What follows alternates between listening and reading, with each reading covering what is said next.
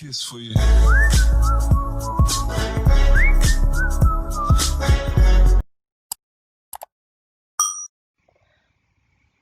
Assalamualaikum warahmatullahi wabarakatuh. Semangat pagi teman-teman. Terima kasih ya sudah bergabung kembali bersama kami untuk belajar mengenai kelanjutan materi program linier.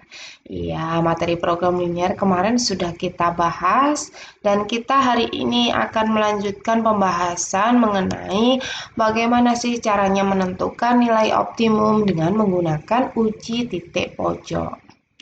Menentukan nilai optimum itu ada dua cara ya, jadi kita bisa menggunakan uji titik pojok, bisa juga dengan menggunakan garis selidik. Nah, kali ini kita khusus membahas mengenai penggunaan uji titik pojok. Langkah-langkah yang digunakan dalam menentukan nilai optimum dengan menggunakan uji titik pojok ada 4. Yang pertama, kita tentukan dulu daerah penyelesaian sistem pertidaksamaan yang diketahui di soal. Nah, ini sudah kita bahas kemarin ya, mengenai bagaimana caranya mengarsir menentukan daerah penyelesaian sistem pertidaksamaan. Ini pembahasan yang pertama, mengenai bab program linier. Berikutnya, setelah kita tahu daerah penyelesaiannya, kita tentukan titik pojok daerah penyelesaian tersebut. Kita tentukan ada berapa titik pojoknya. Kalau misalkan ada yang belum diketahui, harus kita tentukan dulu. Yang ketiga, kita substitusikan titik pojok ke dalam fungsi objektif. Jadi di sini ada yang namanya fungsi objektif atau fungsi sasaran. Nah, fungsi ini yang kita pakai untuk menguji titik pojok tersebut untuk menentukan nilai maksimum dan minimumnya. Dan yang terakhir, kita tentukan nilai minimum atau nilai maksimum berdasarkan langkah yang ketiga. Jadi setelah kita substitusi, nanti kan kelihatan yang banyak yang mana, yang sedikit yang mana. Yang banyak nanti sebagai nilai maksimum dan yang sedikit sebagai nilai minimumnya. Biar lebih jelas, coba kita perhatikan contoh berikut. Misalkan kita diminta menentukan nilai maksimum dan nilai minimum dari fungsi objektif f dalam kurung x, y sama dengan 50x ditambah 40y pada daerah penyelesaian sistem pertidaksamaan x ditambah 2y kurang dari sama dengan 10, 3x ditambah y kurang dari sama dengan 15, x lebih dari sama dengan 0 dan y lebih dari sama dengan 0. Perhatikan di sini fungsi objektif itu penulisannya dalam kurungnya x, y ya. Jadi ini bisa kita pakai patokan atau ciri-cirinya. Nanti kalau bingung mana ya fungsi objektifnya, nah kita pilih yang ini.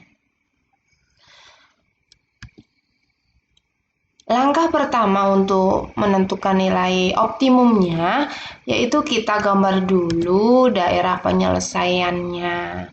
Kita gambar berarti kita tentukan titik potong garisnya terhadap sumbu X dan sumbu Y. Tadi kan kita punya pertidaksamaan ini X. Tadi kan pertidaksamanya X ditambah 2Y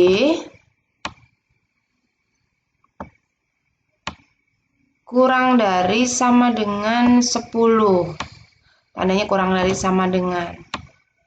Karena kita akan menggambar garisnya dulu, berarti tanda kurang dari sama dengan ini sementara kita rubah menjadi sama dengan. Karena kita akan gambar garisnya dulu. Jadi kita punya X ditambah 2Y sama dengan 10. Karena kita akan menentukan titik potong terhadap sumbu X, berarti Y-nya kita jadikan 0 ya. Syarat untuk titik potong sumbu X kan Y-nya 0. Y-nya 0 sehingga kita dapatkan X ditambah 2 dikali 0. Dari mana ini? 2Y, berarti 2 dikali 0. Sama dengan 10. Jadi X-nya adalah 10. Karena 2 kali 0 kan 0. Berikutnya kita tentukan titik potong terhadap sumbu Y. Berarti X-nya sama dengan 0. Dari persamaan ini, kalau X-nya diganti 0 berarti kita punya 0 ditambah 2Y sama dengan 10. Seperti ini. Jadi 2Y-nya adalah 10, sehingga Y-nya 5. Dari mana 5? Dari 10 dibagi 2. Mungkin ada yang bingung, saya tuliskan. Berarti Y sama dengan 10 dibagi 2. Hasilnya 5. Nah, ini kita gambar dulu. Berarti kita gambar sumbu koordinat, sumbu X, sumbu Y. X-nya 10, letaknya di sini, dikira-kira saja. Yang penting jangan salah meletakkan angkanya ya. Maksudnya misalkan X sama dengan 10 ditaruh sini kan salah. Nah, ini kita sebenarnya pakai skala, cuma ini tidak dituliskan biar tidak bingung. Berikutnya Y-nya 5, ini di sini. Jadi dari kedua titik ini kita tarik garis, dapatnya garis ini. Karena tandanya kurang dari sama dengan, nah kita tentukan daerahnya yang mana? Daerah penyelesaiannya di bawah garis atau di atas garis. Triknya kalau berada di kuadran 1, ini kan kuadran 1 ya. Kalau di kuadran 1 itu enak, kita tidak usah uji titik bisa. Kuadran 1 itu letaknya di sini. Itu kalau tandanya kurang dari sama dengan, berarti daerah penyelesaiannya ada di bawah garis.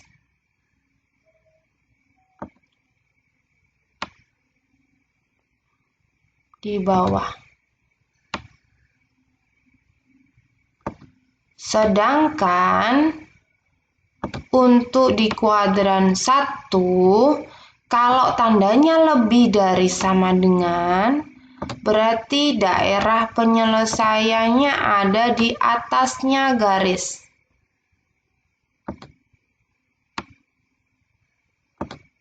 Di atas. Kalau ingin membuktikan, silahkan diuji titiknya. Uji titik itu maksudnya gimana? Kita ambil sembarang titik, boleh di bawahnya garis, boleh di atasnya garis, kemudian kita masukkan sini. Pertidaksamaannya, apakah hasilnya sesuai atau enggak? Kita coba aja ya. Ini kan tandanya pertidaksamaannya ini, saya tulis di sini. X ditambah 2Y kurang dari sama dengan 10. Misalkan kita ambil sembarang titik ada di bawah garis. Kalau saya sukanya titiknya 0,0 biar mudah dihitung ya. Kalau saya ngambil di sini 0,0 kan ada di bawah garis ya. Kalau X-nya diganti 0, Y-nya diganti 0, hasilnya kan 0. Apakah 0 kurang dari sama dengan 10? Iya, betul. Kurang dari 10. Sama dengannya itu maksudnya garisnya. 0 kurang dari 10 betul. Berarti untuk pertidaksamaan ini daerah penyelesaiannya ada di bawah. Ini 0-nya kan di sini. Jadi karena 0 itu memenuhi pertidaksamaan, berarti daerah yang memuat 0 itu kan daerah penyelesaiannya. Letaknya ada di bawahnya garis. Ini saya arsir. Misalkan arsirannya saya pakai warna lain. Misalkan merah.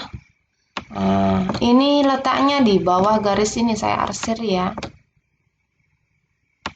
Cara cepatnya pakai tadi, kalau di kuadran 1 kurang dari itu berarti berada di bawah, kalau lebih dari berada di atas penyelesaiannya.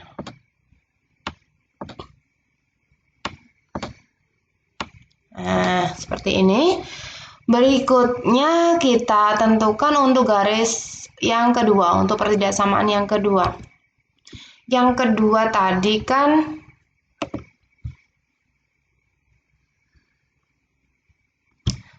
pertidaksamaannya 3X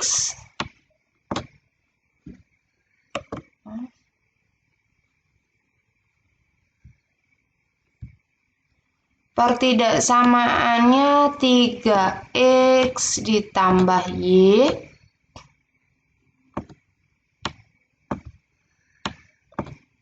ditambah y kurang dari sama dengan 15. Nah, karena kita akan menggambar garisnya dulu, berarti kita buat menjadi sama dengan, sehingga kita punya 3x ditambah y sama dengan 15. Untuk menggambar garis berarti kita tentukan dulu titik potong terhadap sumbu x. Titik potong terhadap sumbu x berarti y-nya 0. Y-nya 0 berarti kita punya 3x ditambah 0 sama dengan 15. Sehingga 3x-nya adalah 15 dan iya x-nya 5. Dari mana? Dari 15 dibagi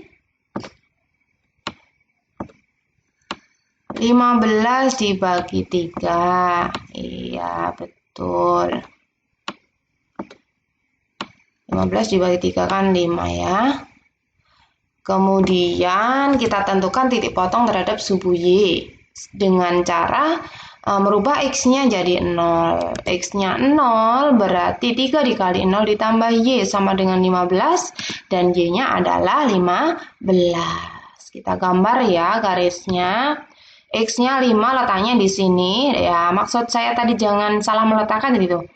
5 kan letaknya di sebelah kirinya 10 ya.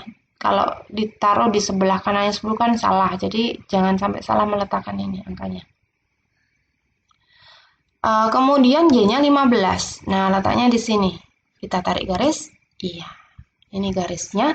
Karena tandanya kurang dari sama dengan, kalau kita pakai triknya, berarti daerah penyelesaiannya ada di bawah garis. Kalau pengen mencoba dimasukkan di pertidaksamaan, silahkan. Ini kita coba lagi titiknya, iya 0,0 lagi biar mudah.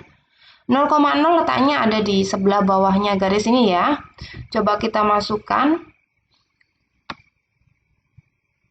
Pertidaksamaannya 3x ditambah y kurang dari sama dengan 15. Kalau x-nya diganti 0 kan 3 kali 0 ya, ditambah y-nya diganti 0 berarti 0 ditambah 0 hasilnya kan 0. Apakah 0 kurang dari 15? Iya, betul. 0-nya kurang dari 15. Jangan bingung dengan sama dengan ya. Sama dengan itu miliknya garis. Karena 0 itu sudah sesuai bahwa 0 kurang dari 15 berarti daerah yang memuat 0 itu merupakan daerah penyelesaian. Daerah yang memuat 0. Coba kita arsir ya. Daerah yang memuat 0 berarti daerah bawahnya garis. Sudah sesuai dengan triknya. Kalau kurang dari sama dengan berarti di bawah garis. Ini merupakan daerah penyelesaian.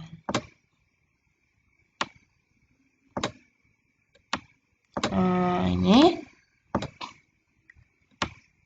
Jangan bingung dengan arsirannya ya. Jadi nanti karena ada 4 pertidaksamaan berarti kita cari yang diarsir 4 kali. Nah, agak ribet ya.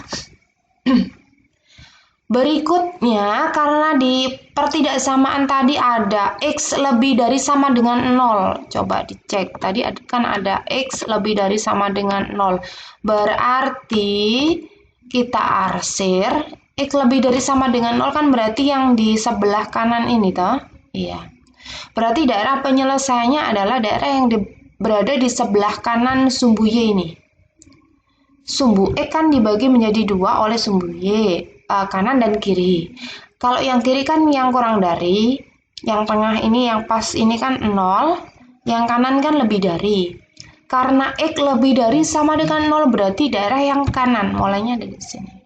Itu merupakan daerah penyelesaian.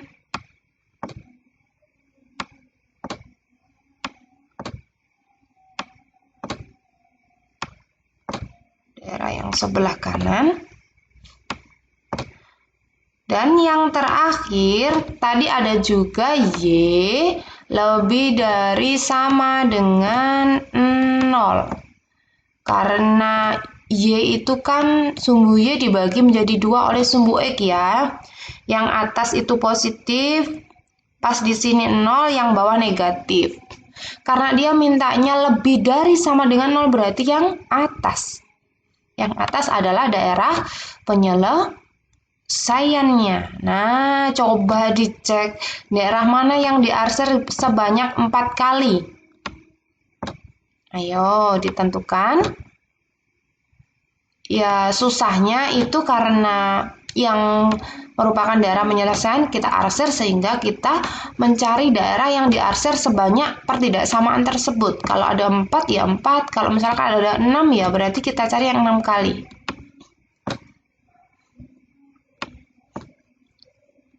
Ada yang bisa menebak ya?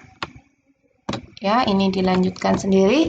Jadi yang 4 kali daerahnya ini, tengah ini kan diarsir oleh garis ini, diarsir juga oleh garis yang satunya, diarsir oleh X lebih dari 0, dan diarsir oleh Y lebih dari sama dengan 0.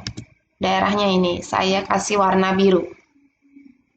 Oke, bisa dipahami ya? Kalau pengen cepat pakai trik aja, nggak usah uji titik, kurang dari di bawah, lebih dari di atas. Oke, berikutnya kita tentukan titik pojok daerah penyelesaian. Sudah ada 3 titik pojok yang diketahui, yaitu 0,0, kemudian tadi 5,0 ya, dan 0,5. Coba dicek lagi untuk yang tadi. Dan yang belum diketahui titik pojoknya yang perpotongan kedua garis. Tadi kan ada garis ini, X ditambah 2Y sama dengan 10, dan 3X ditambah Y sama dengan 15. Itu kan berpotongan. Nah, itu belum diketahui titik potongnya. Berarti gimana? Kita tentukan titik potong kedua garis tersebut. Karena garis berarti tandanya dibuat sama dengan ya. Jadi X ditambah 2Y sama dengan 10, dan 3X ditambah Y sama dengan 15. Ini kita cari titik potongnya dengan metode gabungan. Sudah kita pelajari kemarin. Supaya kita bisa menentukan X-nya berapa, Y-nya berapa, kita eliminasi dulu salah satunya. Kita akan mengeliminasi X. Kita samakan ini 1, ini 3. Berarti yang atas dikali 3, yang bawah dikali 1. 3 dikali X hasilnya 3X, 3 dikali 2Y hasilnya 6Y, dan 3 dikali 10 hasilnya 30. Nah, ini sudah sama-sama 3X, tapi tandanya sama juga ya, berarti kita kurangkan. Masih ingat materi sistem persamaan linier? Kalau sama, tandanya sama berarti pengurangan, kalau tandanya beda berarti ditambah. 3X dikurangi 3X hasilnya 0, sehingga kita dapatkan 6Y dikurangi hasilnya 5Y. Dan 30 dikurangi 15 hasilnya 15. Jadi Y-nya 3. Dari mana? Dari 15 dibagi 5.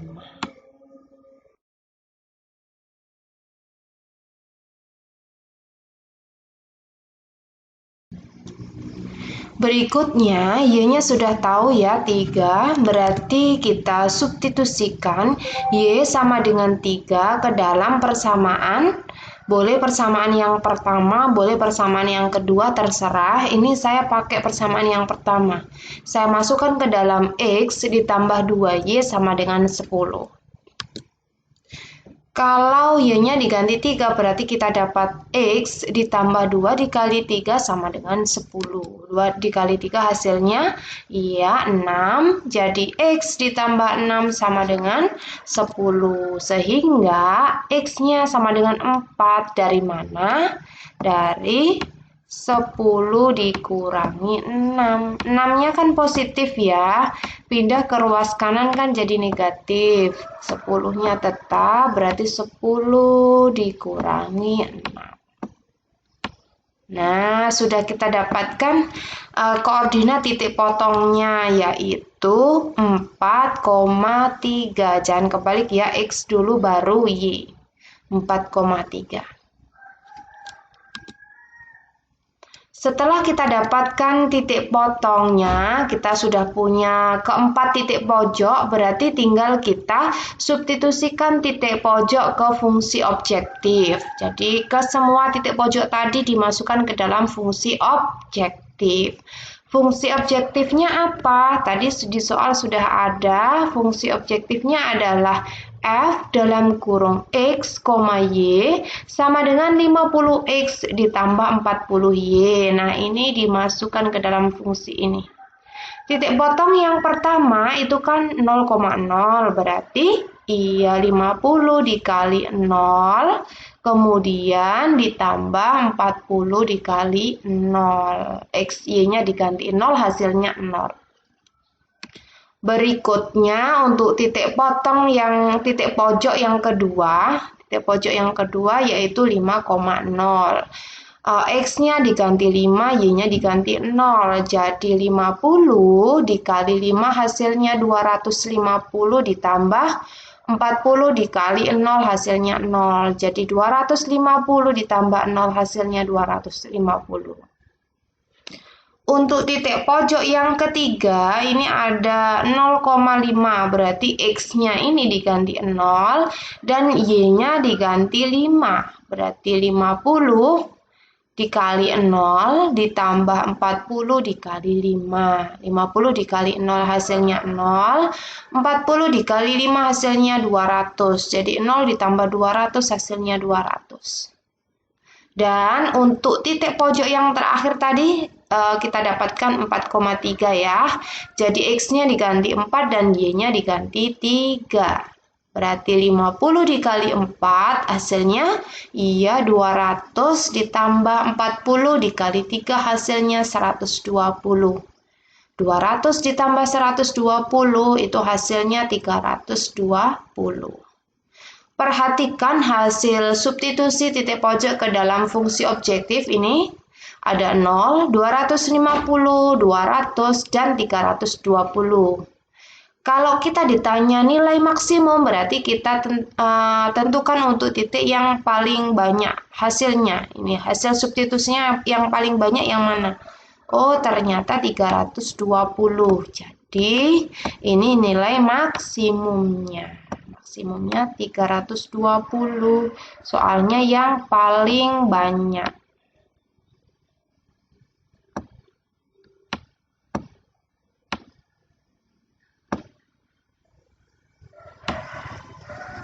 Berikutnya, kalau kita ditanya nilai minimum, berarti kita pilih yang paling sedikit. Yang paling sedikit mana? Iya, ini 0. Berarti 0 sebagai nilai minimumnya.